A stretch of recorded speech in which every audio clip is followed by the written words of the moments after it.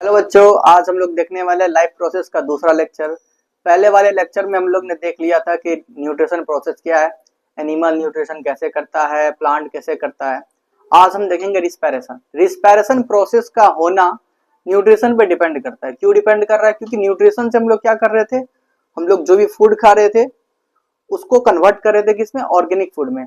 Okay, अब वो जो ऑर्गेनिक फूड जैसे कि ग्लूकोज था उससे एनर्जी में कन्वर्ट करना ये इंपॉर्टेंट है। जब तक एनर्जी में कन्वर्ट नहीं करेंगे हम लोग कोई काम कर नहीं सकते, क्योंकि कोई भी काम करने के लिए क्या चाहिए, तो एनर्जी चाहिए। तो वो एनर्जी को हम लोग निकालेंगे। तो रिस्पायरेशन प्रोसेस में हम लोग फूड से एनर्जी को निकालेंगे, ब्रेक डाउन करेंगे फूड को एनर्जी में। कौन सा फूड? तो ग्लूकोज को कन्वर्ट करेंगे हम लोग एनर्जी में। ये प्रोसेस में वही होगा। क्या है जो बोले वही बात, the process of obtaining energy from the food in the cell. और हाँ, ये जो प्रोसेस है ना, ये सेल में होता है, ऐसा नहीं कि कहीं और। सेल के अंदर होता है रिस्पायरेशन प्रोसेस। सेल में भी बहुत सारा सेल ऑर्गेनली होता है। तो एक होगा माइटोकॉन्ड्रिया, पता होगा, बात कर चुके हैं सेल चैप्टर में। तो माइटोकॉन्ड्रिया में ये प्रोसेस होता है। माइटोकॉन्ड्रिया में ही डिवीजन मतलब ब्रेक डाउन होता है इसका इनटू एटीपी। ओके, तो ये क्या है? तो ऐसा प्रोसेस जिससे एनर्जी ऑब्टेन करते हैं फूड से सेल में। किसके हेल्प से भैया? ब्रीथिंग। ये बहुत इंपॉर्टेंट बात है। बहुतों को लगता होगा कि रिस्पायरेशन मतलब सांस लेना होता है, ऐसा नहीं है। Respiration is another thing, breathing is another thing. यहाँ पर उसके बारे में भी डिस्कस करेंगे हम लोग। पहले ये देख लेते हैं ये क्या है। ये जो आपको दिख रहा होगा C6H12O6, इसके बारे में आप जान रहे हैं, ये कुछ और नहीं ग्लूकोज है। ये क्या है? ग्लूकोज है, आपको मालूम है। इसका ब्रेकडाउन किए किसमें हुआ? तो माइटोकॉन्ड्रिया में हुआ। कहां पे हुआ? तो माइटोकॉन्ड्रिया। ये क्या सेल है, पता है ना, सेल का सेल ऑर्गेनली है। ये सेल है, मतलब सेल में है माइटोकॉन्ड्रिया, उसका सेल ऑर्गेनली है माइटोकॉन्ड्रिया। ठीक है, तो वहां पर इसका ब्रेकडाउन हुआ किसमें? तो एटीपी में। और किसमें? तो CO2 में। और किसमें? तो वाटर में। CO2 क्या हो जाएगा? बाहर निकल जाएगा। ये वेस्ट प्रोडक्ट हुआ। ये क्या हुआ? वेस्ट हुआ। This is nothing but waste है और कुछ नहीं है। वाटर तो भैया हमारा बॉडी को चाहिए, तो पानी तो वेस्ट नहीं बोलेंगे। एटीपी क्या होता है? Adenosine triphosphate. एडिनोसाइन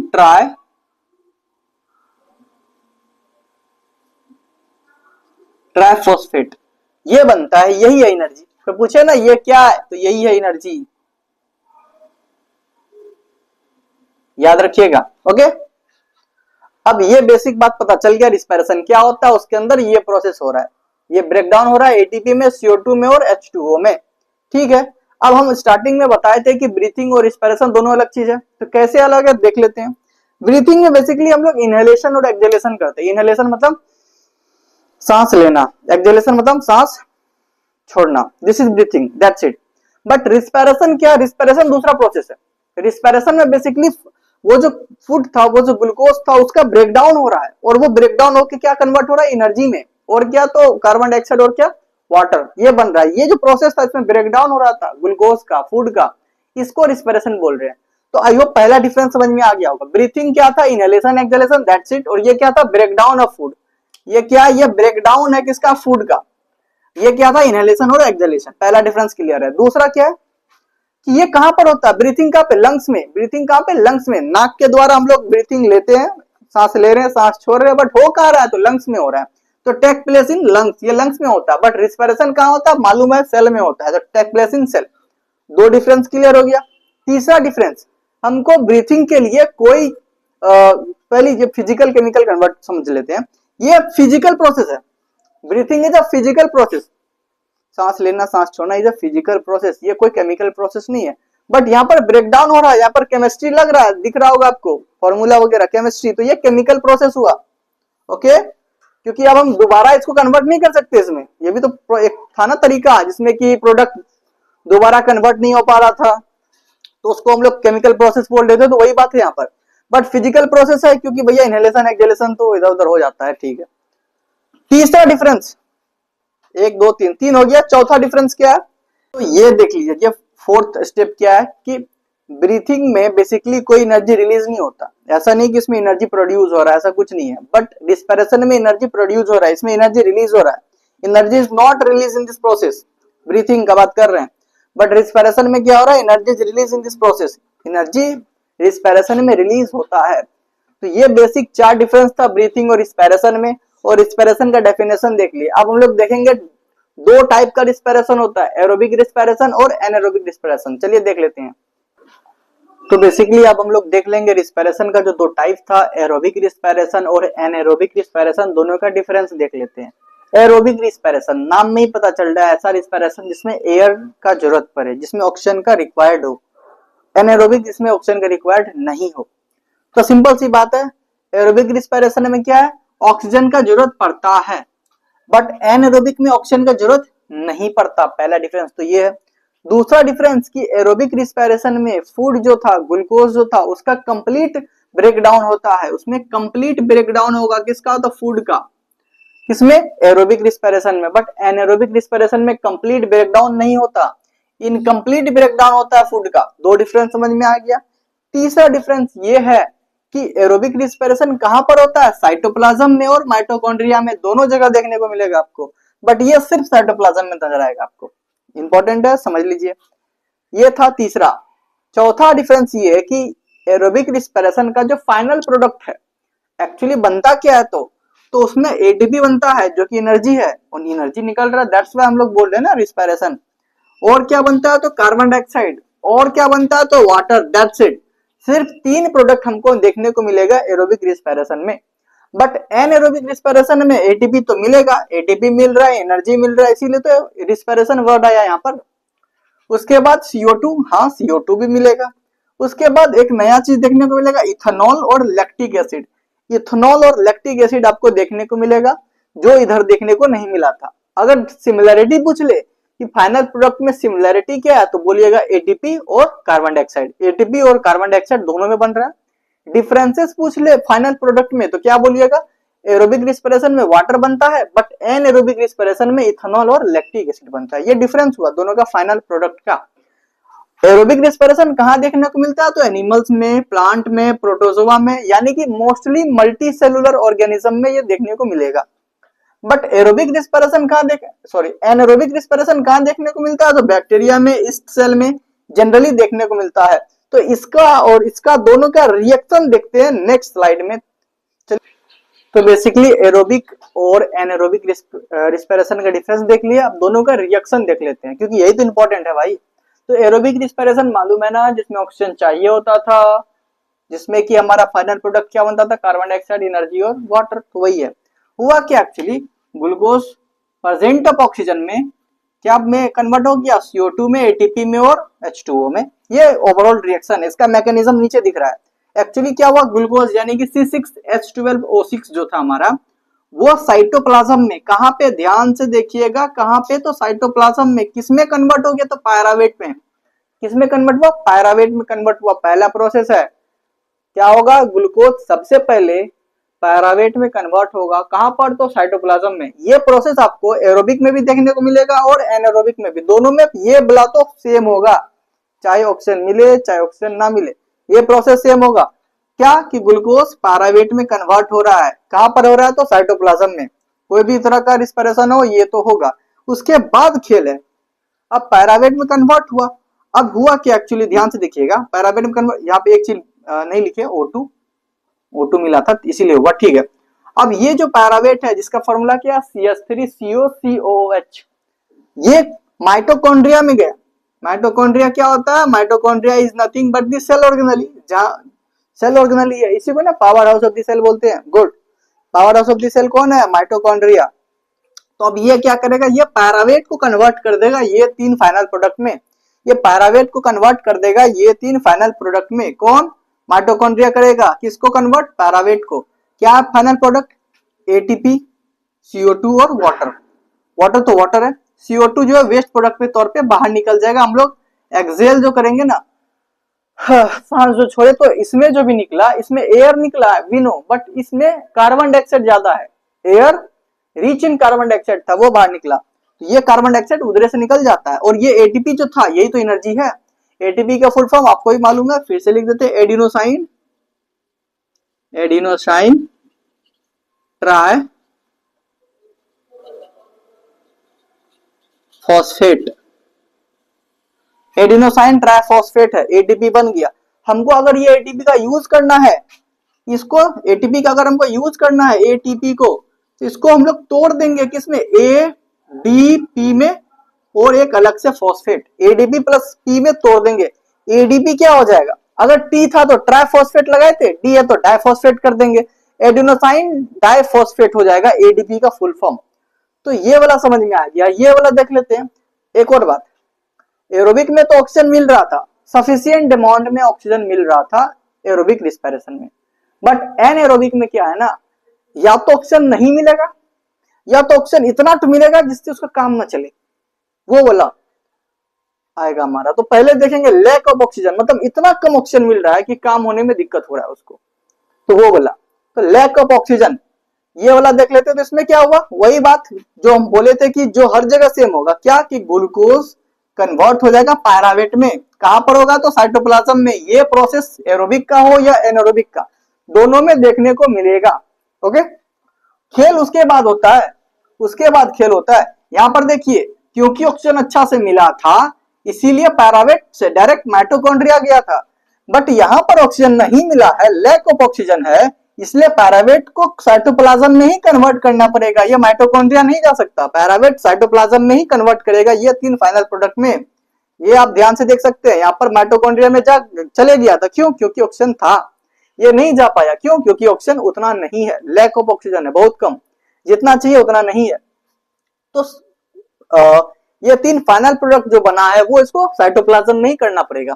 क्या बना, तो एटीपी बना, CO2 बना और लैक्टिक एसिड बना। एटीपी के बारे में बता दिए क्या होता है, ठीक है। अब यहां पर एक प्रोडक्ट देखने को मिल रहा होगा आपको, लैक्टिक एसिड। CO2 तो वही वेस्ट प्रोडक्ट है, बाहर निकल जाएगा एयर के द्वारा। लैक्टिक एसिड इंपॉर्टेंट है। ये क्या है लैक्टिक एसिड, आपको ये प्रोसेस कहां देखने को मिलेगा, लैक ऑफ ऑक्सीजन वाला जो एनारोबिक रिस्पिरेशन, ये कहां देखने को मिलेगा, तो मसल सेल्स में। कहां पे, मसल्स सेल। हम लोग बहुत ज्यादा दौड़ते हैं, बहुत ज्यादा खेलते हैं, तो उस टाइम जो मसल सेल होता है ना, उसके पास ब्लड अच्छा अमाउंट में ऑक्सीजन नहीं पहुंचा पाता, और अगर अच्छा अमाउंट में ऑक्सीजन नहीं पहुंचा पाएगा तो यही हुआ ना लैक ऑफ ऑक्सीजन वाला केस, यही होता है। क्या हुआ, हम दौड़े अच्छा से, तो पूरा अच्छा से दौड़ रहे हैं, दौड़ रहे हैं, दौड़ रहे हैं, ब्लड सप्लाई अच्छा से नहीं पहुंच रहा, वहां पर ब्लड सप्लाई अच्छा से नहीं पहुंचेगा, तो क्योंकि ब्लड ही तो ऑक्सीजन लाता है, ब्लड नहीं पहुंचा, ऑक्सीजन कहां से आएगा, ऑक्सीजन नहीं मिला तो रिस्पिरेशन अच्छा से कहां से होगा, इसलिए लैक ऑफ ऑक्सीजन होता है। और लैक ऑफ ऑक्सीजन होगा तो वहां क्या बनता है, बोला भैया एटीपी तो हम दे देंगे तुमको, ठीक है, ऑक्सीजन नहीं मिला हमको, कोई बात नहीं, एटीपी हम तुमको दे देंगे, तुम दौड़ लो, लेकिन साथ में दर्द देंगे। लेकिन साथ में क्या देंगे, दर्द। तो आप देखते होंगे बहुत ज्यादा चलने के बाद पैर में क्रैम्प आ जाता है, दर्द होने लगता है, तो वो चीज क्यों हो रहा है, just because of lactic acid. बहुत ज्यादा दौड़ने से लैक्टिक एसिड रिलीज हो गया वहां पर मसल सेल में, तो वो लैक्टिक एसिड के कारण हम लोग को दर्द होता है।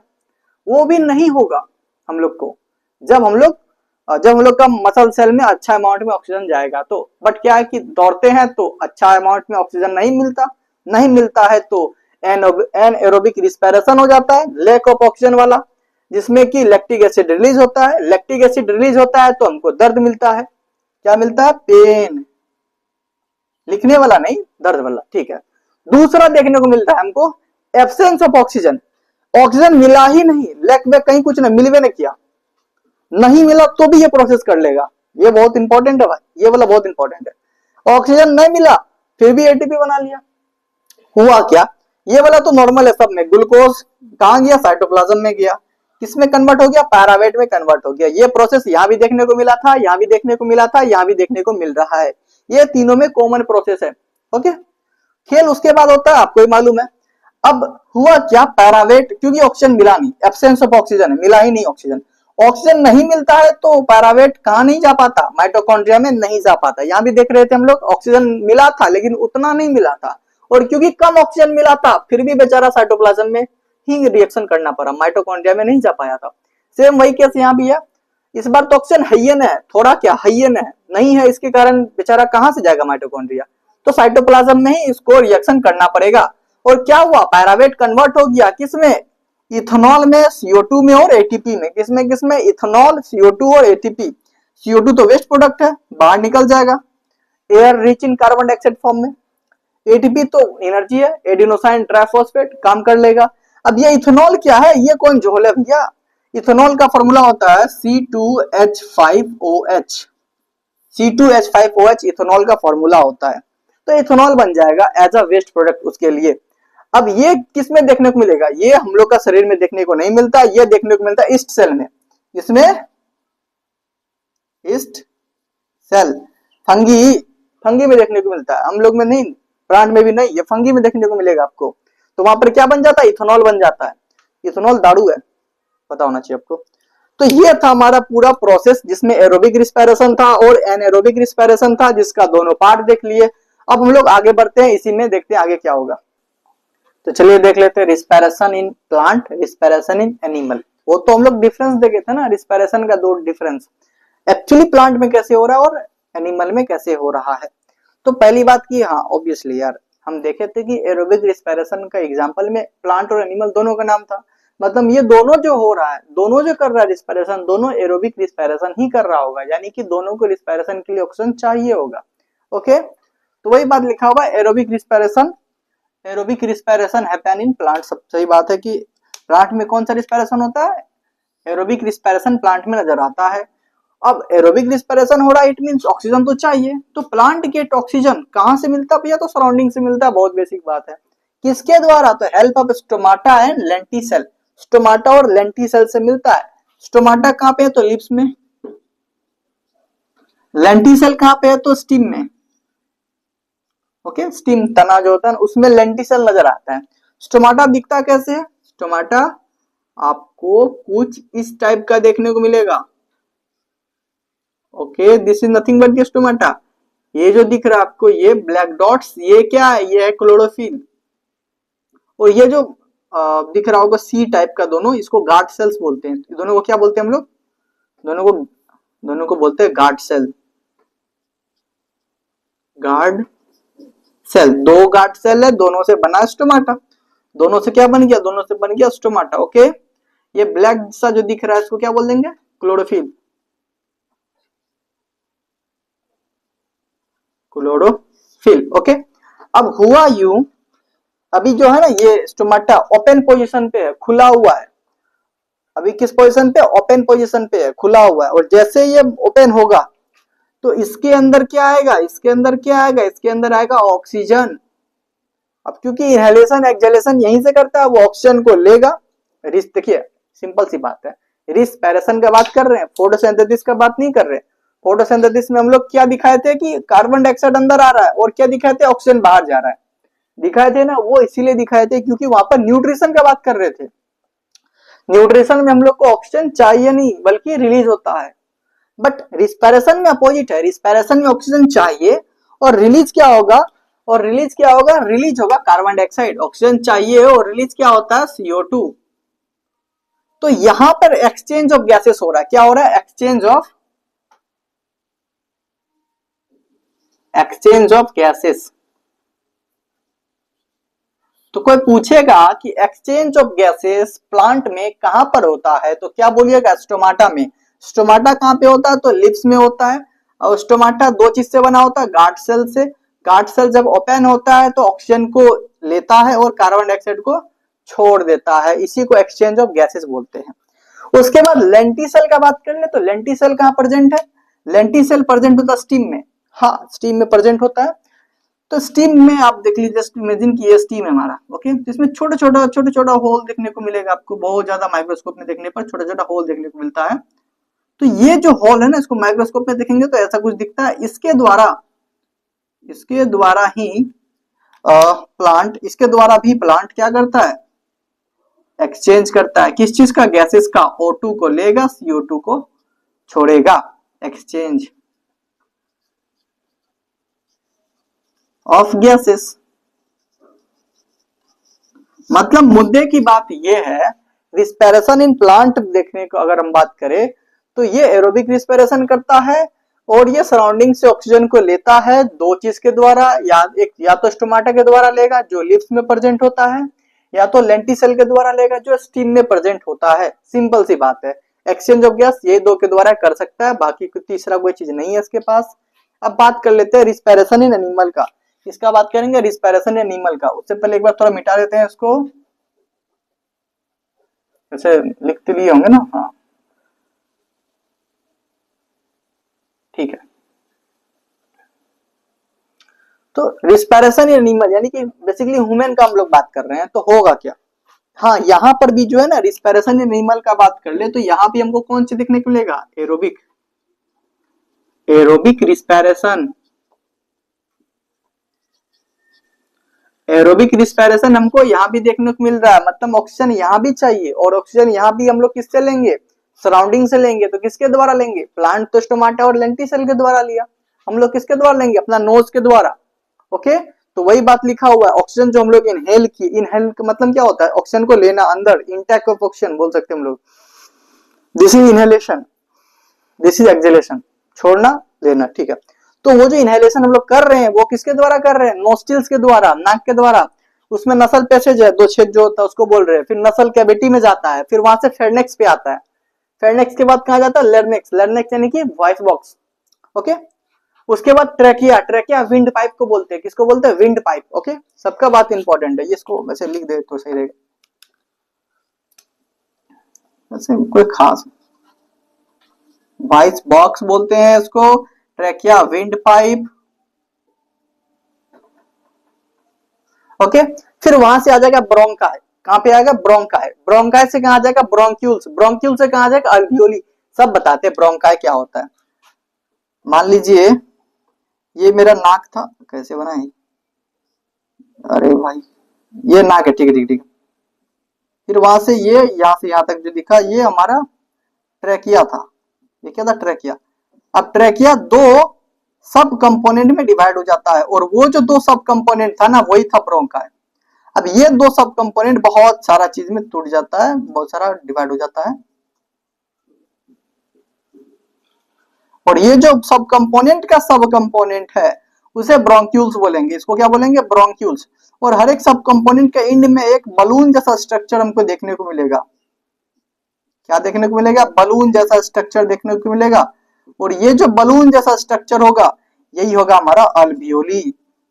फिर से बता दे, सबसे पहले नोज देखने को मिलेगा, नोस्टिल वगैरह जो है हमारा, फिर हमारा फेरनेक्स, इस यहाँ पे नोस्टिल के बाद वो फेरनेक्स नजर आएगा, फिर लैरिंक्स, उसके बाद ट्रैकिया यानी कि विंड पाइप नजर आएगा आपको। ये जो दिखा था ये विंड पाइप के बारे में बात कर रहे थे। फिर वो विंड पाइप ब्रोंकाई में कन्वर्ट हो जाएगा, मतलब 2 कंपोनेंट नजर आएगा, एक ये वाला एक ये वाला, इसको ब्रोंकाई बोलेंगे। फिर ब्रोंकाई फिर फर्दर सब कंपोनेंट में डिवाइड हो जाएगा, और उस सब कंपोनेंट्स को हम लोग क्या बोलेंगे? ब्रोंक्यूल्स। क्या बोलेंगे उसको? ब्रोंक्यूल्स बोलेंगे। ये सब जो दिख रहा होगा आपको ये सब ब्रोंक्यूल्स हो गया। ओके, फिर ब्रोंक्यूल्स का एंड पोजीशन पे एक बलून जैसा स्ट्रक्चर होगा, उसको क्या बोलेंगे? अल्वियोली। क्या बोलेंगे? अल्वियोली। तो गैस हुआ क्या? सबसे पहले गैस नोस्टिल में आया, फिर नसल पैसेज में, फिर नसल कैविटी में, फिर फेरनेक्स में, फिर लैरिंक्स में, फिर ट्रैकिया में, फिर ब्रोंकाई में, फिर ब्रोंक्यूल्स में, फिर जाकर अल्वियोली में। अब अल्वियोली कैसे देखने को मिलता है देख लीजिए ध्यान से। अल्वियोली को इससे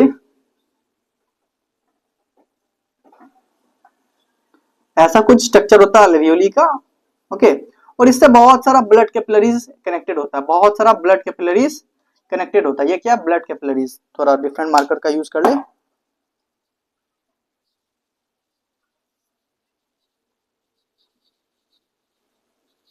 ये जो दिख रहा है ये सब क्या है? ये सब ब्लड कैपिलरीज है। तो बहुत सारा ब्लड कैपिलरीज लगा रहता है, और ये जो बलून जैसा स्ट्रक्चर दिख रहा है इसी को अल्वियोली बोल रहे हैं। यही क्या है? हमारा अल्वियोली है। ओके, अब होगा क्या कि ये जो हम दिखाए थे अभी आपको, ये वाला पोजीशन, इधर से आया एयर। क्या आया? एयर। एयर ही तो आ रहा था ना, इधर से इधर से इधर से इधर यहां तक, इधर से आया एयर। कौन से एयर आया भैया? इधर से आया एयर, एयर रीच इन O2। ऐसा एयर जिसमें O2 बहुत ज्यादा हो उसको कैसे बोलेंगे? Air rich in O2। वो आया इधर। ओके, अब इधर आया, इधर से ब्लड कैपिलरीज जो था, तो ब्लड में 4 कंपोनेंट होता है, पता होगा, प्लाज्मा होता है, आरबीसी होता है, डब्ल्यूबीसी होता है, प्लेटलेट होता है। तो अब होगा क्या कि इधर से ऑक्सीजन आया, ठीक है, अब ये ब्लड कैपिलरीज के पास आ जाएगा O2। अब O2 को निकाल लेगा, कौन निकाल लेगा? आरबीसी। आरबीसी क्या करेगा? आरबीसी O2 को लेगा और चल देगा। आरबीसी करेगा क्या? ऑक्सीजन को लिया, चल दिया। और फिर क्या होगा ना, अब यहाँ पे ब्लड कैपिलरीज में क्या था? ब्लड कैपिलरीज में था ब्लड, ब्लड में था आरबीसी और प्लेटलेट्स और प्लाज्मा और डब्ल्यूबीसी। काम यहाँ पर 2 ही चीज का था। एक आरबीसी का, उसका काम क्या था? ऑक्सीजन को लेके चल देना। आरबीसी का काम क्या था? ऑक्सीजन को लेके चल देना अपना काम के लिए। ऑक्सीजन को लिया, चल दिया अपना काम के लिए। और अब आएगा प्लाज्मा। प्लाज्मा भाई कुछ लिया तो कुछ देगा ना बदले में, तो क्या दिया, प्लाज्मा आया, बोला कि लो भाई अपना CO2 ले लो, CO2 ले लो, CO2 का काम नहीं है, तो प्लाज्मा आया, बोला कार्बन डाइऑक्साइड को लो, निकल लो। अब हुआ क्या कि प्लाज्मा ये ब्लड कैपिलरीज के द्वारा आया, CO2 दे दिया अल्वियोली में, और आरबीसी वही ब्लड का क्या किया, आरबीसी O2 लिया, चल दिया। हुआ क्या, प्लाज्मा दिया, सॉरी प्लाज्मा CO2 दिया, आरबीसी O2 लेके चल गया, कार्बन डाइऑक्साइड दिया, ऑक्सीजन लिया, चल दिया। तो एक्सचेंज हो रहा है कि नहीं हो रहा है, एक्सचेंज हुआ कि नहीं हुआ, एक्सचेंज हुआ कि नहीं हुआ, CO2 दे दिया, कौन दिया, तो प्लाज्मा, ओके दे दिया। और O2 ले लिया, कौन, आरबीसी। तो ये बात याद रहेगा आपको, अल्वियोली के अंदर गैसियस एक्सचेंज देखने को मिलेगा। कोई पूछ ले ह्यूमन में गैसियस एक्सचेंज कहां पर होता है, तो अल्वियोली में। कौन करता है, तो प्लाज्मा और आरबीसी। कौन क्या करता है, तो आरबीसी ऑक्सीजन को लेकर चल देता है बॉडी की तरफ, और प्लाज्मा CO2 दे देता है अंदर में। अल्वियोली को CO2 दे दिया, आरबीसी ऑक्सीजन लेके चल दिया। तो ये था गैसियस एक्सचेंज। तो गैसियस एक्सचेंज कहां देखने को मिलता है हमको, अल्वियोली में, और ऐसा वो देखने को मिलता है। तो चलिए नेक्स्ट कंपोनेंट पे मूव करते हैं। तो चलिए देख लेते हैं हम लोग मैकेनिज्म ऑफ ब्रीथिंग। ब्रीथिंग के बारे में तो हमको मालूम है, इनहेलेशन और एक्सहेलेशन। इनहेलेशन जिसमें intake of air rich in oxygen था, एक्सहेलेशन में क्या था, releasing of air rich in carbon dioxide था, उसको एक्सहेलेशन कह रहे थे। ठीक है, ये तो बेसिक डिफरेंस है। उसके बाद 3 बेसिक डिफरेंस और है जो पता होना चाहिए, जो MCQ में पूछता है। पहला क्या है, इनहेलेशन में देख लीजिए, थोराइड कैविटी हो गया हो या चेस्ट कैविटी, वो एक्सपेंड करता, फैलता है। एक्सपेंड करने का मतलब ये इधर भागेगा, ये इधर भागेगा, ऐसे एक्सपेंड करेगा।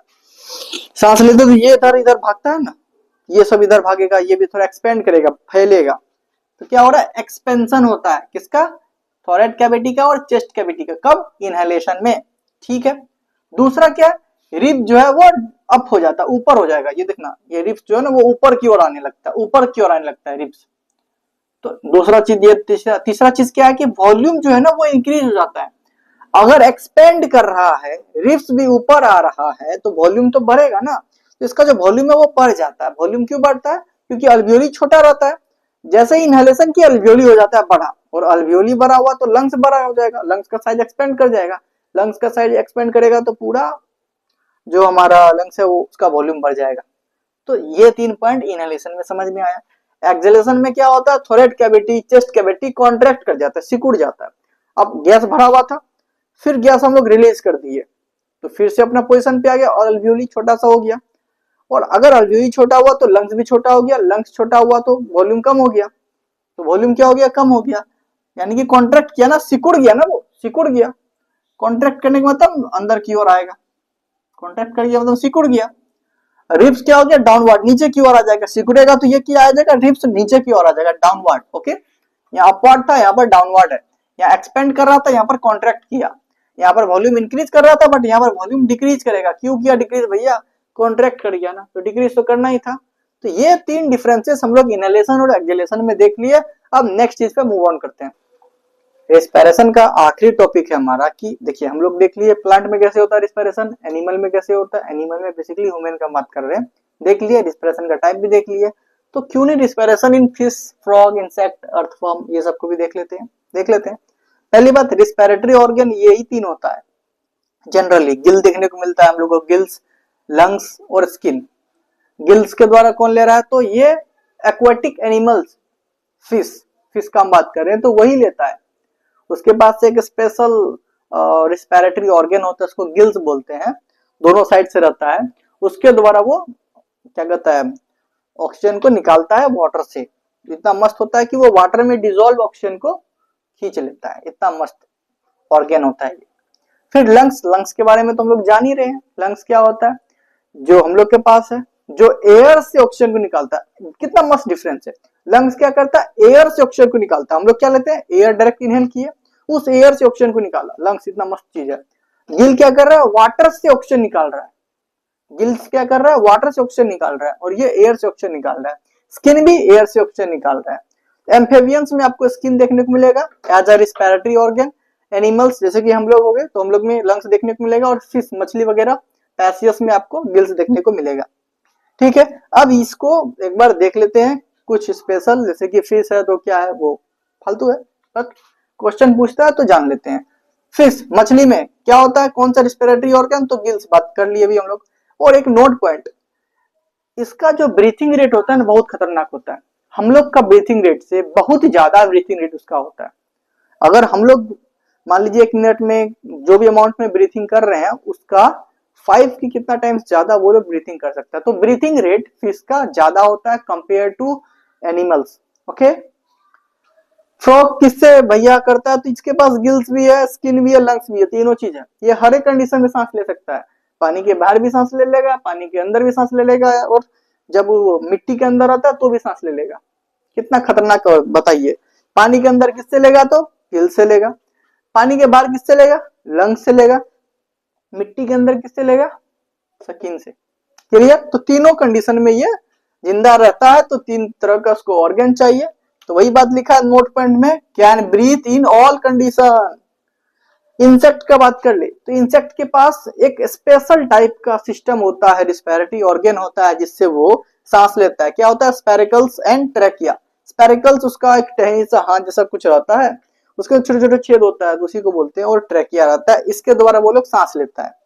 अर्थवर्म का बात कर ले तो किसके द्वारा सांस लेता है, तो स्किन के द्वारा। स्किन के द्वारा वो लोग सांस लेता है। जनरली वो लोग मिट्टी के तल में रहता है तो वहां सांस लेना है तो स्किन के द्वारा ही लेगा।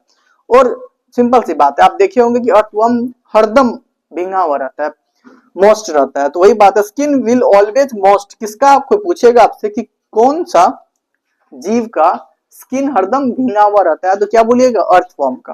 तो ये कुछ नोट पॉइंट्स भी थे। तो आज इतना ही था, आपका रिस्पिरेशन प्रोसेस पूरा खत्म हो चुका है। कल आते हैं नया लेक्चर के साथ, जिसमें हम लोग बात करेंगे ट्रांसपोर्टेशन का। तब तक के लिए वीडियो देखिए, नोट बनाइए और पढ़ते रहिए। Thank you.